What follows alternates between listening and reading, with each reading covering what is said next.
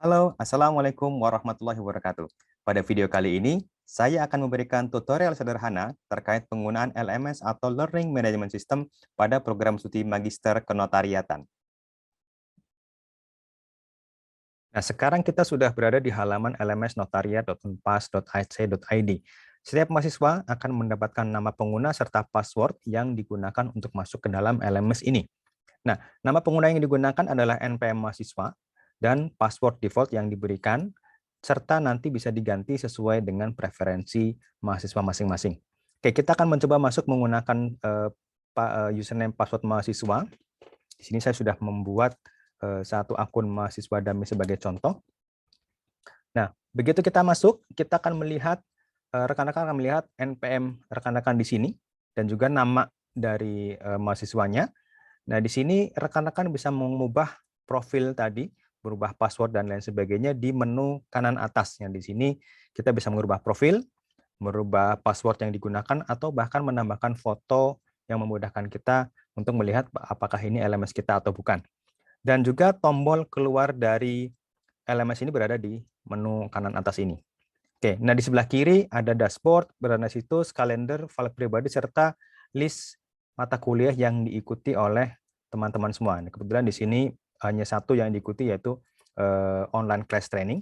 Nah, di sini saya akan menunjukkan online class training sebagai mata kuliah tambahan yang membantu mahasiswa dalam memahami penggunaan LMS dalam perkuliahan. Nah, di kelas ini akan dijelaskan beberapa fungsi utama dari LMS ini, yaitu presensi perkuliahan, mendownload materi dari dosen, mengikuti penugasan dari dosen, mengikuti online quiz pada LMS, serta melihat materi eksternal baik berupa video, PDF, dan lain sebagainya. Video recording ini nanti akan saya tempel di dalam LMS ini. Pertama, kita akan menggunakan menu presensi kehadiran.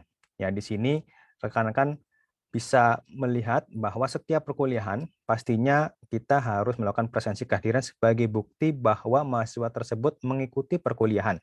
Terlepas nanti proses perkuliahannya berjalan secara online, misalkan menggunakan Zoom, Google Meet, MS Teams, ataupun yang lainnya, mahasiswa harus tetap mengisikan presensi pada halaman LMS. Nah, presensi ini harus dilakukan pada jadwal yang telah ditentukan. Misalkan perkuliahan berlangsung pada hari Senin dari jam 14 sampai jam 15, maka presensinya hanya dapat diakses pada kurun waktu tersebut. Presensi ini dilakukan dengan mengisi pada tautan daftar hadir perkuliahan dan diisi dengan present, ya, tanda P. Ya, otomatis kalau teman-teman bisa mengakses LMS harusnya ikut hadir dalam perkuliahan. Yang lainnya ada late, excuse, absent. Ini kalaupun bisa mengakses, sepertinya lebih cenderung untuk menjadi present. Oke, kita akan contohkan untuk pertemuan hari ini, hari Senin 21 Maret, kita akan klik daftar hadir perkuliahan. Nah, di sini akan keluar jadwal perkuliahan yang sudah disusun oleh tim prodi, dan kita akan melihat di tanggal yang sekarang, ya, tanggal 21 Maret, ada tombol yang bisa kita klik, yaitu submit attendance. Nah, di sini artinya kita hadir di kelas hari Senin ini dan kita berhak untuk melakukan presensi. Kita klik tombol tersebut. Nah, di sini pilihannya adalah present, late, excuse, atau absent. Nah, di sini perlu diingat bahwa present itu artinya hadir, late itu terlambat, excuse itu izin, dan absent itu tidak masuk. Kadang ada yang tertukar antara present dengan absent. Ya. Maka karena kita hadir, kita klik present dan jangan lupa untuk melakukan perubahan, simpan perubahan. Nanti akan membawa kita kepada halaman yang sebelumnya, dan di sini akan ada tanda bahwa di hari Senin 21 Maret untuk regular class session kita statusnya adalah present, ya, artinya kita hadir di dalam kelas ini. Nah, untuk kembali ke kelas, rekan-rekan bisa klik salah satu di sini, yaitu kode mata kuliahnya, ya, klik. Sorry. Nah, kita akan kembali ke halaman kelas tadi, ya. Pada saat mengikuti perkuliahan, mungkin setelah melakukan presensi, rekan-rekan bisa fokus kembali ke Zoom, Google Meet, atau yang lain untuk mengikuti penjelasan dari dosen. Nah, tapi kadang kita ingin memiliki materi perkuliahannya. Nah, di sini, di dalam LMS, kita sudah menyediakan menu download materi perkuliahan. Nah, materi ini adalah materi yang sudah disiapkan oleh tim dosen dan ditempelkan di dalam LMS yang memungkinkan kita untuk mendownload materinya, baik sebelum maupun sesudah perkuliahan berakhir. Nah, di sini ada materi perkuliahan, contoh materi perkuliahan yang bisa di-download. Rekan-rekan bisa klik langsung untuk mendownload, atau misalkan ingin mereview terlebih dahulu, bisa diklik terlebih dahulu, maka akan muncul ke halaman materi yang disampaikan oleh dosen. Nah, ini kebetulan materi yang saya upload adalah panduan penggunaan LMS Notariat Unpas untuk mahasiswa. Ini bisa rekan-rekan download dan baca kembali di lain waktu. Oke, kita akan kembali ke halaman LMS tadi. Ya, ketika sudah mendownload materinya, sudah kita baca dan seterusnya, kita ikut kembali ke dalam perkuliahan bersama dosen. Biasanya dalam perkuliahan tugas menjadi suatu yang tidak bisa terpisahkan. Ya, jika sebelum pengumpulan tugas secara online dilakukan mengirimkan email, memprint dan lain sebagainya, ketika kita menggunakan LMS, mahasiswa cukup mengumpulkan tugas dengan mengupload dokumen ke dalam LMS. Nah, di sini disarankan adalah mengupload dokumennya dalam bentuk PDF, tapi di sini bisa mengupload dokumen dalam bentuk Word, PPT, maupun PDF. Dengan kapasitas maksimal setiap file adalah 2 MB. Nah, di sini adalah contoh tugas perkuliahan yang mana kita diminta untuk mengupload ke dalam halaman LMS berikut. Nah, dalam mengumpulkan tugas, rekan-rekan cukup melakukan tombol klik pada tugas perkuliahan, nanti akan mengarahkan kepada kolom upload tugas perkuliahan. Nah, di sini bisa rekan-rekan lihat, tugas perkuliahan adalah silakan upload contoh dokumen dalam bentuk MS Word, MS PowerPoint, ataupun PDF dengan maksimal kapasitas 2 MB. Di sini kita bisa melihat status pengumpulan yang sudah kita lakukan.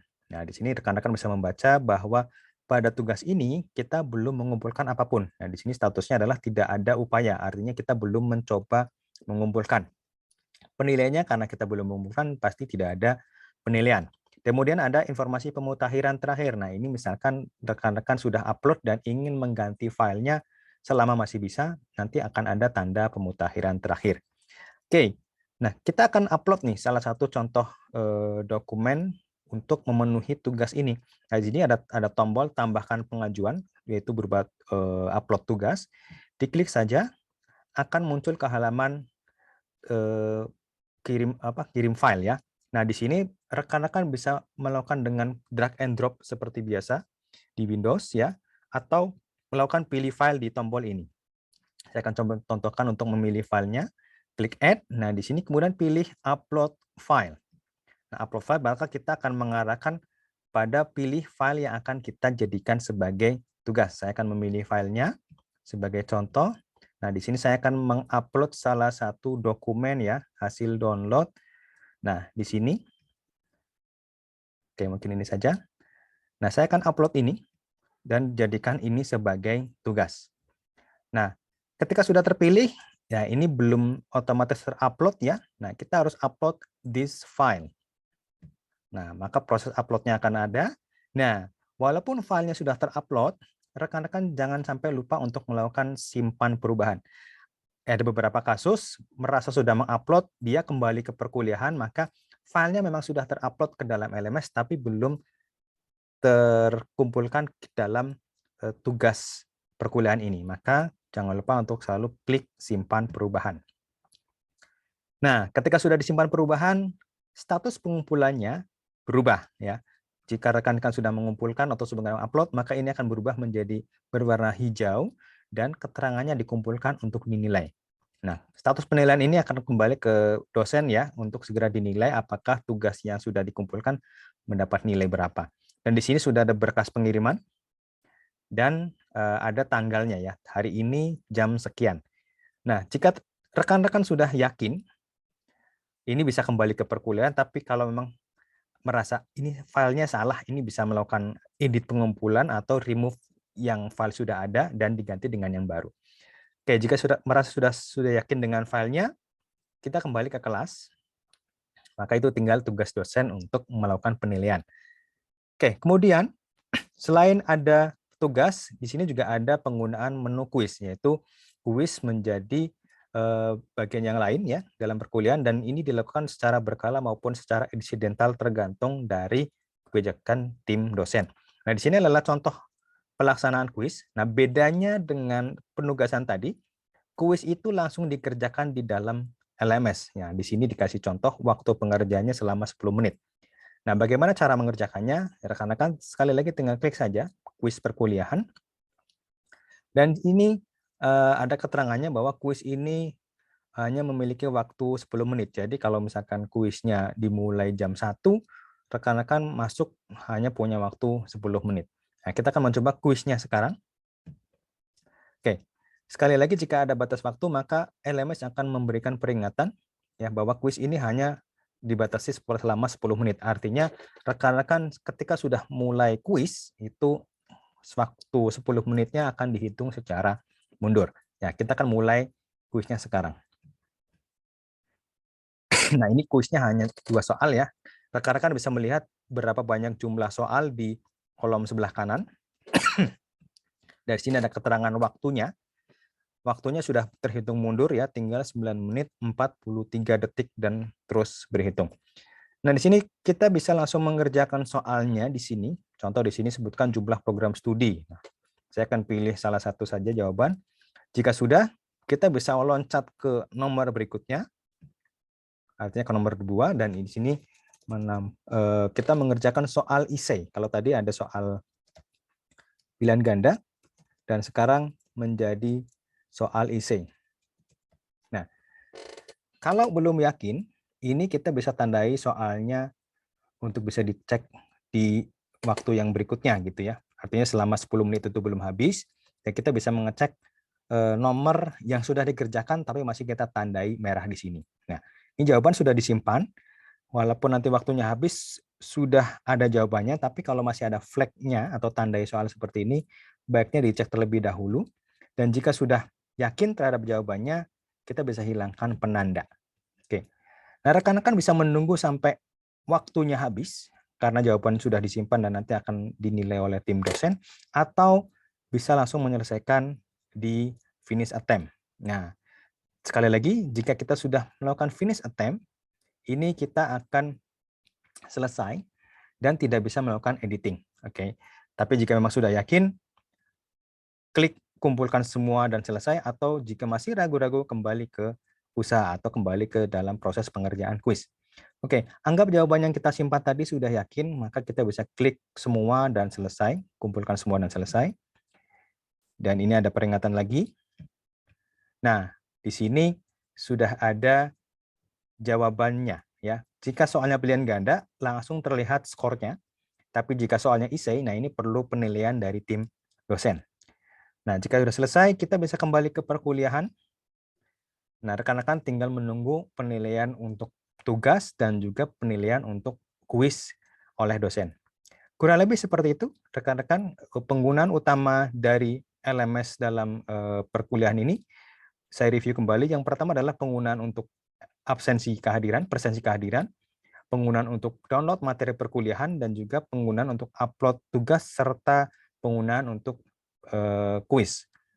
Nanti silakan dioptimalkan berdasarkan arahan dari dosen di masing-masing kelas.